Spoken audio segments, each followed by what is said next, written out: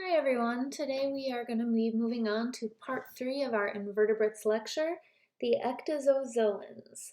The two phyla that we're going to be discussing are the phylum Nematoda and the phylum Arthropoda, which will be our most diverse phylum in the animal kingdom. Before we get started into the information about each of these phyla, I'm going to give you a brief overview about this clade Ecdysozoa. So, all ecdysozoans are bilateral or triploblasts. They're all protostomes, and some are going to be pseudocoelomates and others will be coelomates. Of the two phyla that we are discussing today, the nematodes are going to be our pseudocoelomates and our arthropods will be our coelomates. And that should take care of the 4 characteristics of body plan. Since there are so many species in the phylum Arthropoda, the clade Ecdysozoa as a whole is going to be the most species-rich compared to Deuterostomia and Lophotrochozoa. So that means that Ecdysozoa has the highest level of species diversity.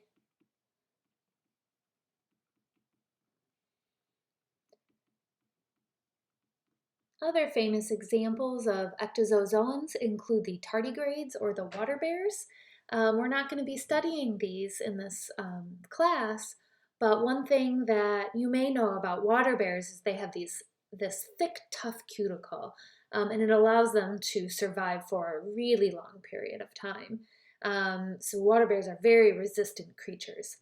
Other ecdysozoans, nematodes and arthropods, are similar in that they also have this cuticle that undergoes molting or a shedding when a growth occurs.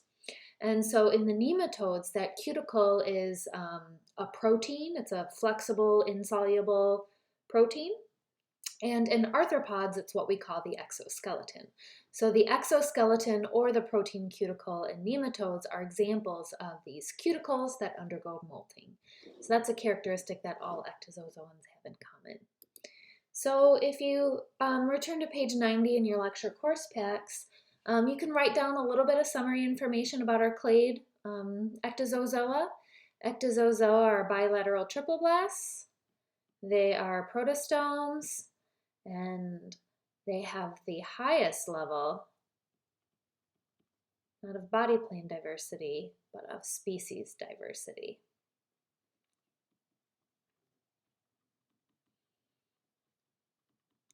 The phyla that we are going to talk about that belong to the clade Ecdysozoa include the nematodes or the Nematoda and the arthropods. And then that other fact that is related is that all ecdysozoans have a tough or insoluble, meaning that water can't penetrate it, cuticle layer that undergoes molting. We'll just say molts for short. All right. All right, so moving on to our before we move on, let's fill out our body plan chart as well. Here we are down in the clade Ecdysozoa, and as we've mentioned, they're both bilateral triploblasts, as is everything in the clade bilateria.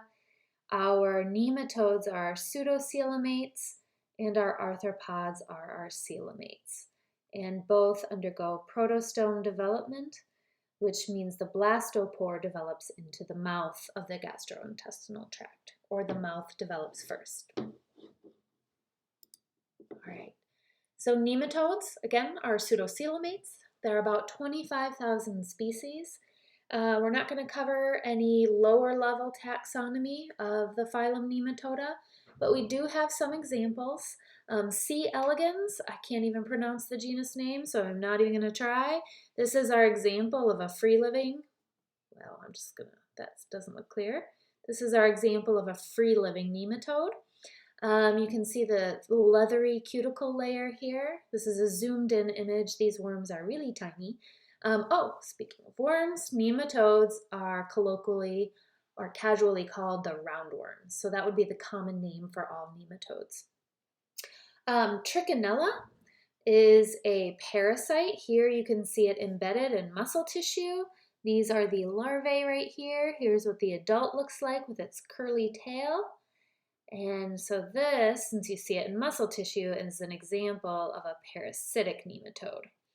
So as a whole, nematodes can be free-living or they can be parasitic. Free-living forms of roundworms can be found in aquatic or terrestrial environments, and the parasitic species are found in vertebrate hosts, and their larvae can lodge or embed themselves in muscle tissue. And again, another reason why that's really important to thoroughly cook your meat. The individuals have male or female sexes, so they are not hermaphroditic worms. And in fact, I'm going to pull up a picture of another example that you're going to see in your lab slides. In your lab slides from this week, Invertebrates 1, you see pictures of different types of worms, and this one right here is called Ascaris. I like to think of it as a scary because it is the #1 roundworm infection or parasite in the world. And in the females, which we would be dissecting a male and a female if we had live labs, we don't have that this semester, unfortunately. But if we did, I would tell you to pick one male and one female, and the males would be the ones with these curly, spiky tails. And the females are a little bit larger because they have a lot more reproductive organs packed inside them. So they're thicker, larger, and they don't have that curly Q ending like the male does. So as I mentioned, that Ascaris is also a parasite. It's the #1 parasite of a roundworm. So I'm going to add Ascaris to the list of examples. It's also a good example because it shows you that difference between males and females. And so since there are male and female sexes, they do reproduce sexually.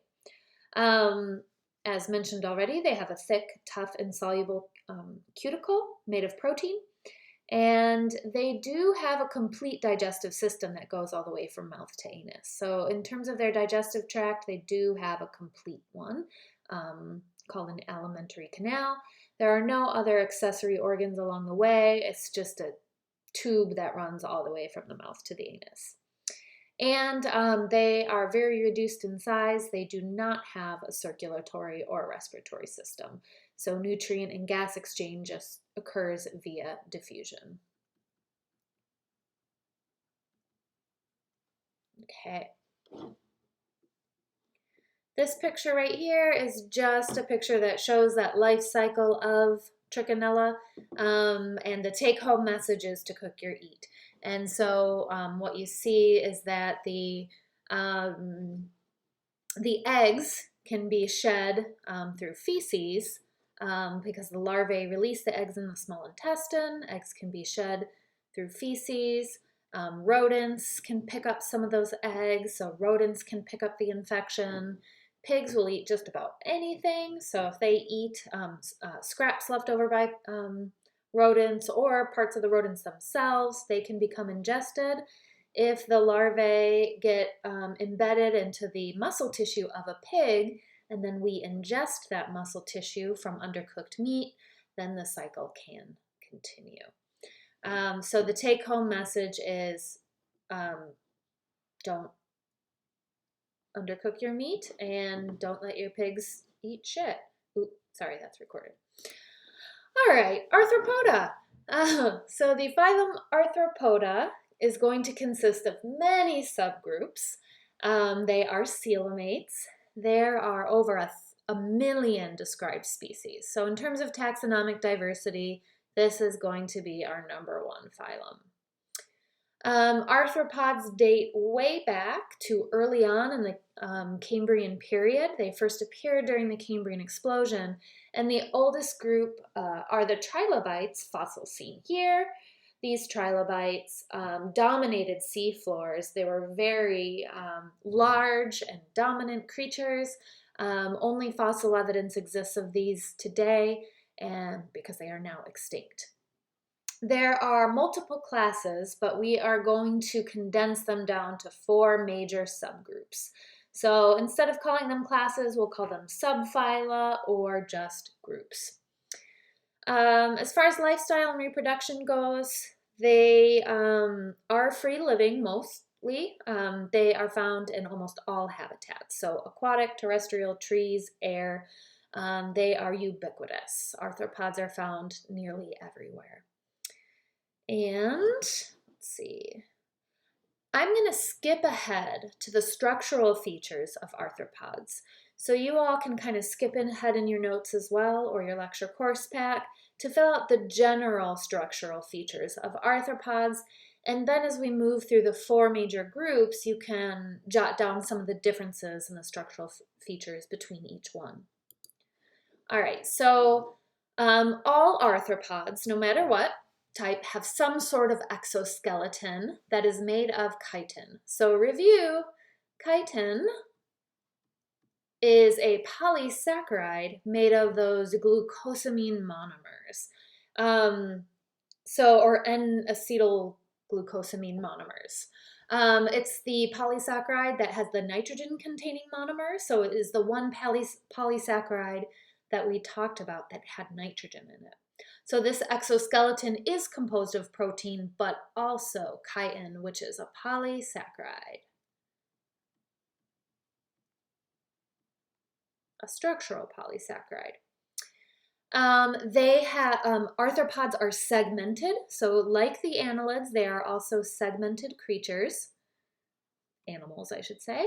They're segmented, and they have joints, their appendages are jointed, which means they bend at locations, and they come in pairs. So that means that for every appendage, there's going to be one on the opposite side. They have highly developed sensory organs and an open circulatory system. They do have a complete digestive system. It's not listed here, but they do have a complete GI tract. There's a mouth, there's an anus, so there is a complete digestive tract.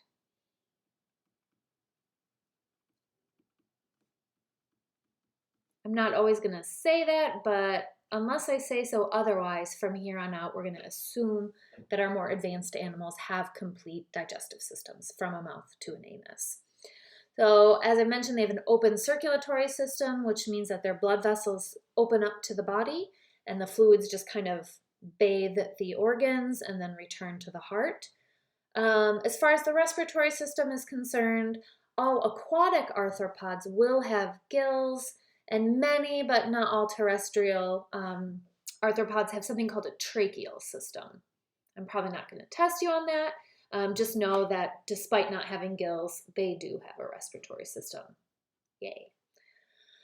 All right, so for the body structure, as we go through the 4 groups, some are not going to have a head, some will have a head, a thorax, and an abdomen, and some will just have one part called a cephalothorax and an abdomen. Some will have antennae, others will not. Some will have these mouth parts called chelicerae, they're claw-like feeding appendages, and others are not. So as we go through the 4 groups of arthropods, make sure you know the differences in these structural features between the 4 groups and the examples within the 4 groups. All right, so now back up to the subgroups. We first have our chelicerates, which are the horseshoe crabs and the arachnids.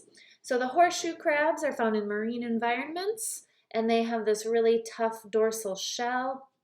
And the arachnids have an exoskeleton as opposed to a shell. And the arachnids include scorpions, spiders, mites, ticks, etc. So fun fact, ticks are not insects, but rather they are arachnids. So fleas are going to be insects, but our ticks are not. They're arachnids. Okay.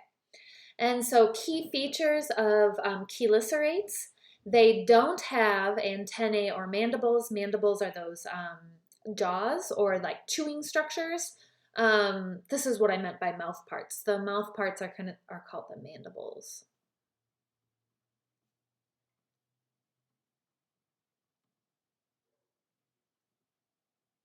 and the chelicerae are claw-like appendages used for feeding. So they don't have mandibles and they don't have antennae. So think of a spider. A spider does not have antenna. They do have chelicerae, which is what they use to grab their food. And the arachnids have 4 pairs of walking legs, so they have 8 total. We're going to compare the numbers of legs in some of these different groups. So 8 total legs because the appendages come in pairs.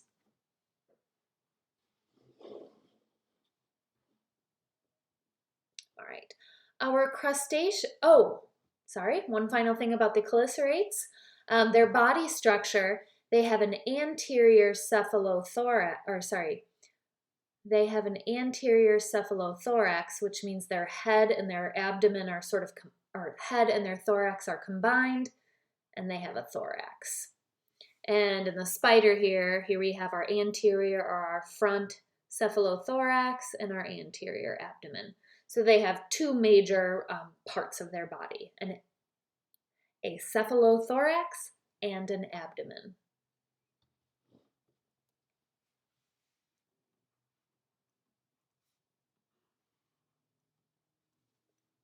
Okay. Similarly, crustaceans also have an anterior cephalothorax and a posterior abdomen. So that is similar to the chelicerates. And crustaceans are nearly all aquatic, and crustaceans can be marine or freshwater. They're also called decapods because of their 10 legs, or their 5 pairs of walking legs. They do have antennae and mandibles, so that's how they're different from chelicerates.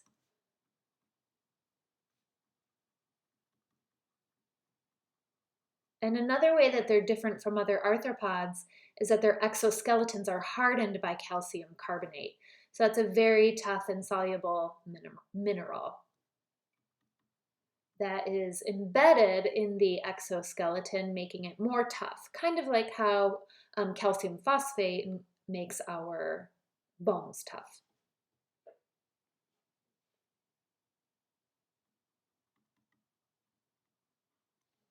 All right. In examples of crustaceans, we have lobsters, crabs, shrimp, krill, barnacles, copepods, many, many species of crustaceans. All right, now we have our myriapods.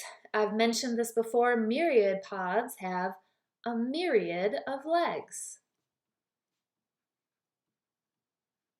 We've got 2 classes of myriapods. The millipedes are, you know what, I can't remember their class names, so it's not important. The major examples are millipedes and centipedes. Both are terrestrial. They will differ a little bit. Both have a head and a segmented trunk. And also they do have antennae and mandibles. And they have a head and then a segmented trunk. So their body structure is very different from the other ones we've seen so far. And each segment has 2 pairs of legs if you're a millipede and 1 pair of legs if you're a centipede. Millipedes tend to have more segments, as you've seen here, so they don't really have 1,000,000 legs or 1,000 legs. They just have more legs than centipedes. 2 pairs of legs per segment, 4 total, compared to 1 pair of legs per segment for centipedes. Their ecological role is also different from one another. So millipedes are often found underneath piles of leaves that have been left sitting since the winter. They ingest decaying leaves, and they help to break down organic matter. Centipedes, on the other hand, are carnivores, so that means they predate on other animals and eat them. So they are predatory and eat animals. Okay. Last, we have our insects, or the class Hexapoda. So they have 6 total legs, 3 pairs of legs. Most insects, like the myriapods, are terrestrial. They are going to be the most diverse class of arthropods and have the most number of species. So some common examples will include beetles, butterflies, grasshoppers, ants, flies, bees. And then I also included this one. This is a silverfish. I found some of those in my dorm closet when I was a freshman in college. And I just remember it was like the grossest experience of my life. And so I know insects are good, but some of them just creep me out. Butterflies, love butterflies. One thing that you can do this summer is if you start to see milkweed growing in your yard, leave it there. Don't cut that milkweed down. Milkweed is the habitat for monarch butterflies, and they tend to start visiting in the midsummer. They lay their eggs on the milkweed, and you will see the chrysalis form, and it will the caterpillars will metamorphosize into the butterfly, the monarch butterfly. So what all insects have in common, I guess let's go back to the body structure. What they have in common, I'm going to use this grasshopper here as an example, is they have a head, a thorax, and an abdomen. So they have 3 distinct body locations: a head, a thorax, and an abdomen, and their head does contain antennae and mandibles. All right, hexapods are characterized by their 3 pairs of legs, or 6 total. Many, but not all, have 2 pairs of wings. Not all have them though, so for example, some ants don't have wings. And many are also characterized as their developmental stage includes a larval stage and then the process of metamorphosis into an adult stage. So the probably best known example would be caterpillars into butterflies. All right, that is all I have for the Ecdysozoans, our most species-rich clade within the animal kingdom. Next up, we are going to have our part 4 lecture. So for invertebrates, we are going to look at the deuterostomes. And so we're going to take a look at echinoderms and the invertebrate chordates. And then next week's lecture will be over the vertebrate chordates. Thank you all.